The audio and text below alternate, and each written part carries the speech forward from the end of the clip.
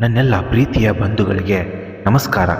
Youth motivations Kannada ಚಾನೆಲ್ಗೆ ನಿಮಗೆಲ್ಲರಿಗೂ ಪ್ರೀತಿಯ ಸ್ವಾಗತ. ಒಬ್ಬರ ಮನಸ್ಸನ್ನು ನೋಯಿಸುವುದು ಸಾಧನೆ ಅಲ್ಲ, ಒಬ್ಬರ ಮನಸ್ಸನ್ನು ಗೆಲ್ಲುವುದು, ಅವರ ಮನಸ್ಸನ್ನು ಪರಿವರ್ತನೆ ಮಾಡುವುದೇ ನಿಜವಾದ ಸಾಧನೆ. ನಾವು ಹೆಚ್ಚು ಚಿಂತೆ ಮಾಡಿದಷ್ಟು ಬದುಕು ಗೊಂದಲಮಯವಾಗುತ್ತದೆ. ಆದ್ದರಿಂದ ದೇವರೇ ತಮ್ಮ ಭವಿಷ್ಯದ ಬಗ್ಗೆ ನಿರ್ಧರಿಸಲಿ ಎಂದು ಬಿಟ್ಟು ಬಿಡಿ. ಪ್ರತಿಯೊಂದು ಬದಲಾವಣೆಯ ಹಿಂದೆ ಬಲವಾದ ಪ್ರೇರಣೆಯಿಂದ ಇರುತ್ತೆ. ಜೀವನದಲ್ಲಿ ಎಲ್ಲವೂ ಇದ್ದಾಗ ನಿಮ್ಮವರು ಯಾರು ಎಂದು ಗೊತ್ತಾಗುವುದಿಲ್ಲ. ಜೀವನದಲ್ಲಿ ನೀವು ಎಲ್ಲವನ್ನು ಕಳೆದುಕೊಂಡಾಗ ನಿಮ್ಮವರು ಯಾರು ಅಂತ ನಿಮಗೆ ಗೊತ್ತಾಗುತ್ತದೆ.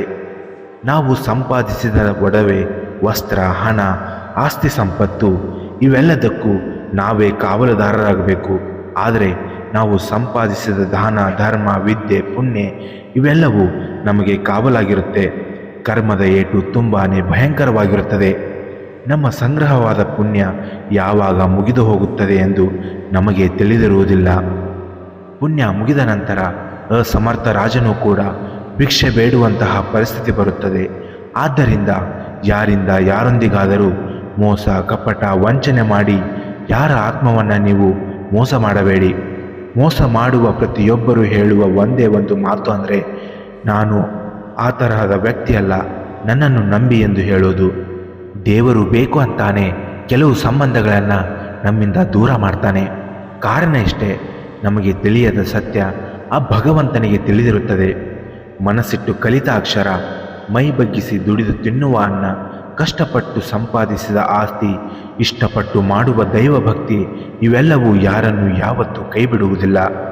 ಯಾರನ್ನು ಕೂಡ ಜೀವನದಲ್ಲಿ ಕೀಳಾಗಿ ನೋಡಬೇಡಿ.